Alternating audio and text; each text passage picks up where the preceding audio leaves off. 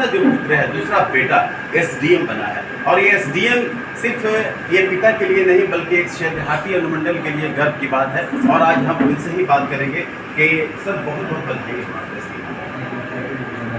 शेरघाटी जैसे क्षेत्र से निकलकर एक एसडीएम बनकर आप लौटे हैं, कैसा महसूस कर रहे हैं? सर आज मैं बहुत खुश हूँ सर। मैं कभी मन में तो था सर कि बन जाऊँगा कभी, बट ये सपना सच होगा कि नहीं होगा मन में हमेशा आशंका रहती थी, डर रहता था।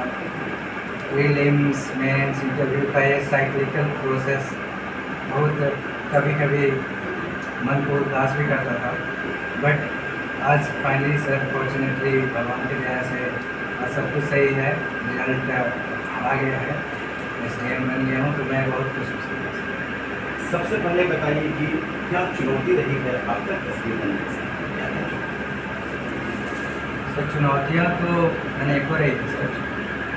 प्रमुख तौर पर सर जॉब के साथ रहना बहुत ज़्यादा चैलेंजिंग था सर मेरे लिए अभी फाइनेंशियली हम उतने भी स्ट्रॉन्ग नहीं है कि मैं जॉब छोड़ के प्रिपरेशन कर सकता।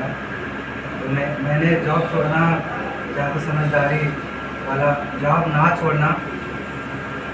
छोड़ के प्रिपरेशन करना, ये मन में ढाल लिया था कि जो भी हो जॉब तो नहीं छोड़ पाऊँगा मैं, क्योंकि अगर जॉब छोड़ा तो फाइनेंशियली मैं वीक हो जाऊँगा, बहुत परेशानी आ सकती है।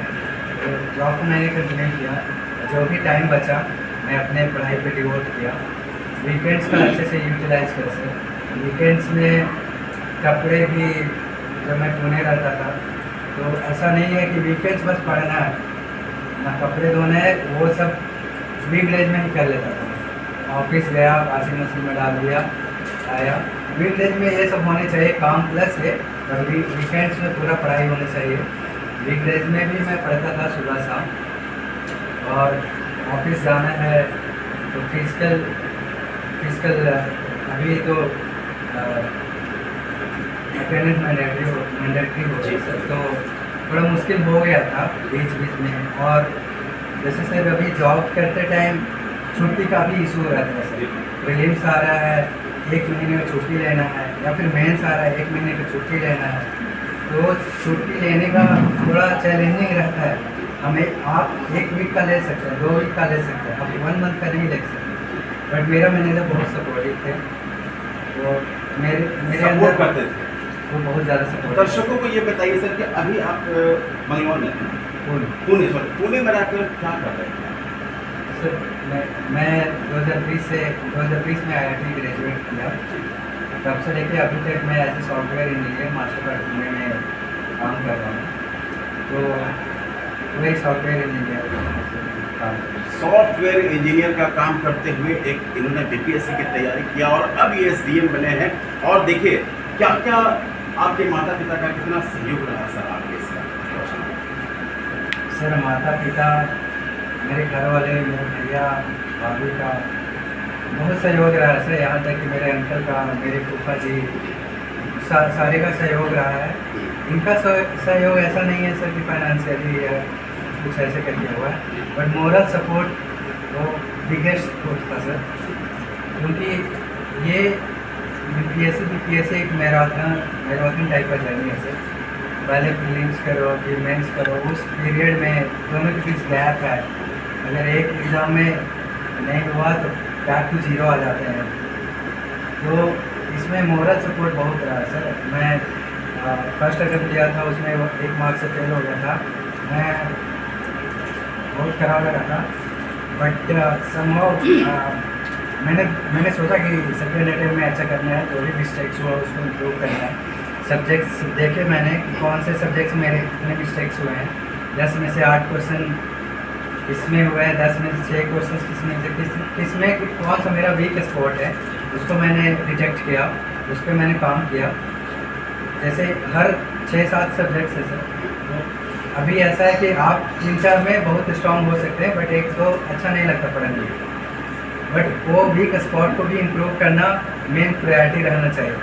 अगर कोई भी, मुझे लगता है कि कोई भी एग्ज़ाम निकालना है तो आपको हर सब्जेक्ट में स्ट्रॉन्ग रहना पड़ेगा। हर सब्जेक्ट में जितने पेपर्स हो रहे हैं मेंस में 3 पेपर होते हैं sir, GS1, GS2, SA paper. आप किसी एक में बहुत अच्छा कर दिए, दूसरे में एवरेज भी रहा, तो आपका सिलेक्शन का चांसेस बहुत कम जाते हैं। आपको तीनों में स्ट्रॉन्ग रह के तीनों में अच्छे नंबर लाने पड़ेंगे, बेटर देन एवरेज। तो वो एक बहुत ज़्यादा चैलेंजिंग टास्क रहता है। तीनों पेपर में मल्टीपल सब्जेक्ट्स हैं, आपको एक सब्जेक्ट आप पढ़ रहे हैं, नेक्स्ट सब्जेक्ट पे आप मूव किए, पिछला सब्जेक्ट आप ढूंढने लगते हैं, तो उसको वो कीप ऑन रिवाइजिंग वाला मेथड साइक्लिकल लूप है सर। तो ये स्ट्रेटजी बराबर बना के प्लान पे ग्रामीण क्षेत्र के युवाओं के लिए एक शॉर्ट में क्या संदेश देंगे, क्योंकि आप एक प्रेरणा है और देखकर लोगों को लगता है कि बहुत आसान है, लेकिन ऐसे ग्रामीण क्षेत्र के युवा जो तैयारी कर रहे हैं उनके लिए क्या है? सर अभी मैं वन लाइनर आंसर देना चाहूँगा सर। वो अपने टाइम को अच्छे से यूटिलाइज करें, टाइम वेस्ट को बिल्कुल ना करें। मेरे दादाजी कहा करते थे, मुझे अभी तक याद है, you must not waste the time.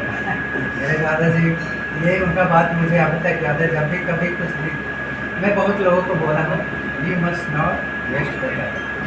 तो टाइम एक ऐसा चीज़ है सर, एक बार गया वापस नहीं आने वाला। टाइम को हम वेस्ट नहीं करना है, टाइम को हमें इन्वेस्ट करना है अपने खुद को इम्प्रूव करने में, सारी चीज़ें। अब सर SDM तो आप बने हैं, SDM बनने के बाद सबसे पहली प्राथमिकता क्या? SDM की कुर्सी तुम्हारी पहली प्राथमिकता क्या आपको? सर अभी तो मैं श्योर नहीं हूँ कि कौन सा वर्क मिलेगा, कौन सा डिपार्टमेंट मिलेगा, बट मुझे टेक्नोलॉजी से बहुत ही जुड़ाव है सर। मैं हर चीज़ों में टेक्नोलॉजी, अभी तो AI आया है। मेरे मैनेजर ने अभी कल रिजल्ट है, कल बात किया, तो बोल रहे थे कि we miss you Praveen, you are a bright student, you are brand, we will miss you. And then he started saying that we are going to have AI in our workplace, we will miss you there. Okay, I started in English, sorry. तो वो बोल रहे थे कि AI का भी sir हम हर field में इस्तेमाल कर सकते हैं। तो मेरी प्राथमिकता यही रहेगी सर, मेरी AI, machine learning, digital technology, जो भी डिपार्टमेंट मिले, बी इट एजुकेशन और हेल्थ और एनीथिंग। जैसे सर एजुकेशन में अभी क्या है, इंटरनेट पेनिट्रेशन बहुत ज़्यादा है सर। हम ऑनलाइन मीडियम से बच्चों को पढ़ा सकते हैं, स्कूल्स में पढ़ा सकते हैं, ट्यूशन की जैसे रिमीडियल क्लास में पढ़ा सकते हैं। एक स्टूडेंट का दिमाग कैसा है उसको हम डिटेक्ट कर सकते हैं, परफॉर्मेंस बेस्ड ट्यूनिंग कर सकते हैं। हम अपने मॉडल्स ऐसा बनाएंगे, ये बच्चा को ये फैक्टर समझ में नहीं आ रहा, ये बच्चे को 60% मैथ आते हैं बट 40% में उसको दिक्कत है, तो हमें 40% वाले पार्ट पे काम करना है, ना कि 60% वाले जो ऑलरेडी उसका मजबूत है, वो डिटेक्ट करना है। सर और एक सवाल है कि अब जैसा कि आपने देखा भ्रष्टाचार, तो भ्रष्टाचार को लेकर क्या आपके मन में रहेगा और इस तरह से कैसे आप उसको लेकर आगे बढ़ेंगे? क्योंकि ये तो चीज़ें आपके सामने हैं, आप जानते हैं, कैसे इसको लेकर? सर मुझे याद नहीं आ रहा कि ये स्टेटमेंट किसने बोला था, शायद एपीजे अब्दुल कलाम या कुछ कोई और, कि corruption is the biggest trouble maker of our country. Corruption is rooted in our society. हर इंसान के अंदर करप्शन की भावना कूट कूट के भरी हुई है। करप्शन को हम एक तरीके से मिटा सकते हैं अगर माता पिता वो, और उनको मिटाने का काम कौन करेगा? माता पिता और उनके टीचर। अगर हम क्लास 5 तक के बच्चों को भी ये सिखा दें कि करप्शन बहुत ख़राब चीज़ है, कम नहीं करना चाहिए, उनको हम मॉडल्स के थ्रू समझा सकते हैं। जैसे बिहार में ब्रिजेस का समस्या रहती है सर, आए दिन कुछ दिन पहले ही सुपौल में एक ब्रिज बन रहा था, वो गिर गया। अभी उसमें टेस्टिंग एजेंसी बना सर, वो फाइंड किया कि इसमें मटेरियल ख़राब है। अगर आए दिन आप भी देखते होंगे, सब लोग देखते होंगे, वो मटेरियल बस उसी ब्रिज में ख़राब नहीं है, बल्कि हर एक वो ब्रिज में ख़राब मटेरियल डाला जा रहा है जो डालना नहीं चाहिए। इससे जान माल की क्षति होती है, गवर्नमेंट को फिर से रोड ब्रिजेस बनाने पड़ते हैं, तो ये डिलेज क्रिएट करता है।